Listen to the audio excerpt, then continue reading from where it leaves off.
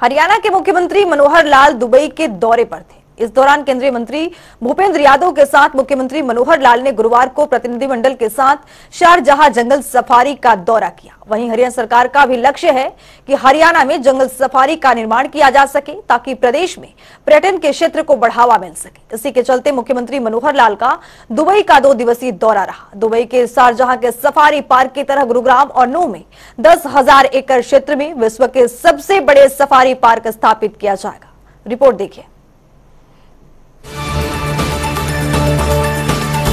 हरियाणा के मुख्यमंत्री मनोहर लाल 2 दिवसीय दुबई के दौरे पर थे। दरअसल केंद्रीय मंत्री भूपेंद्र यादव के साथ मुख्यमंत्री मनोहर लाल दुबई दौरे के दौरान प्रतिनिधि मंडल के साथ शारजाह जंगल सफारी का दौरा किया। इस दौरान मुख्यमंत्री ने बताया कि हरियाणा एनसीआर क्षेत्र में जंगल सफारी की अपार संभावनाएं हैं। जंगल सफारी योजना के साकार होने के बाद एनसीआर में पर्यटन को काफी बढ़ावा मिलेगा और स्थानीय लोगों के लिए रोजगार के अवसर भी प्रदान होंगे।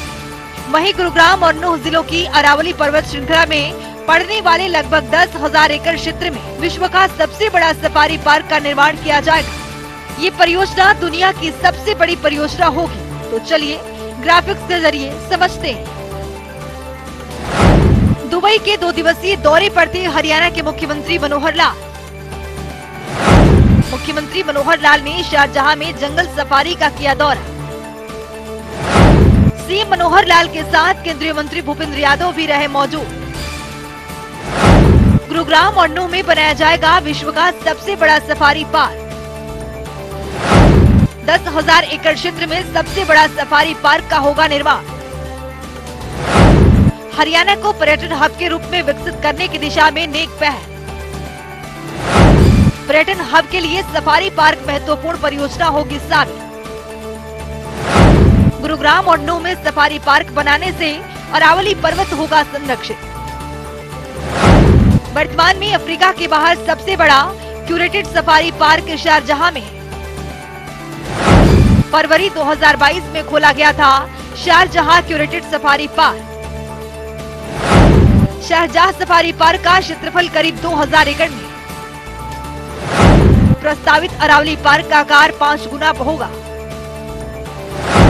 सफारी पार्क में एक बड़ा हर्पेटेरियम, बर्ड पार्क, बिग कैट्स के 4 जोन भी होंगे।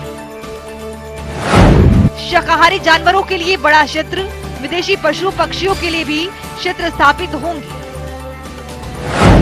एक underwater world, nature trailers, visitor tourism zone भी शामिल होगा। Botanical garden, biobase, equatorial, tropical, coastal, desert भी होगा शामिल। मुख्यमंत्री मनोहर लाल ने कहा कि हरियाणा की जंगल सफारी परियोजना पर्यावरण, वन और जलवायु परिवर्तन मंत्रालय, भारत सरकार और हरियाणा सरकार की एक संयुक्त परियोजना होगी। एक योजना के तहत केंद्र सरकार भी हरियाणा को इस परियोजना के लिए फंड मुहैया करेगी। परियोजना के लिए एक अंतर्राष्ट्रीय EOI मंगाई गई थी और ऐसी सुविधाओं के डिजाइन व संचालन में अंतर्राष्ट्रीय अनुभवी वाली 2 कंपनियों को शॉर्टलिस्ट किया गया है। वे अब पार्क के डिजाइन, निर्माण की निगरानी और संचालन के लिए एक अंतर्राष्ट्रीय डिजाइन प्रतियोगिता में भाग लेंगे। वहीं एक अरावली फाउंडेशन की स्थापना की जाएगी जो परियोजना का प्रबंधन करेगा। सीएम ने कहा कि केंद्रीय चिड़ियाघर प्राधिकरण ने इसके लिए क्षेत्र का मूल्यांकन अध्ययन किया और इस तरह की पार्क की स्थापना की तकनीकी व्यवहार्यता से सहमत हो गया है। मुख्यमंत्री ने कहा कि जंगल सफारी विकसित होने से एक और जहां इस पर्वत श्रृंखला को संरक्षित करने में मदद मिलेगी, वहीं दूसरी ओर दिल्ली और आसपास के क्षेत्रों से यहाँ काफी संख्या में लोग पर्यटन के लिए आएंगे, जिससे स्थानीय लोगों के लिए बहुत सारे रोजगार के अवसर प्रदान होंगे। आसपास के गाँव में ग्रामीण को होम स्टे पॉलिसी के तहत लाभ होगा। गौरतलब है कि अरावली पर्वत श्रृंखला एक सांस्कृतिक धरोहर है जहाँ पर पक्षियों, वन प्राणियों, तितलियों की कई प्रजातियां पाई जाती हैं।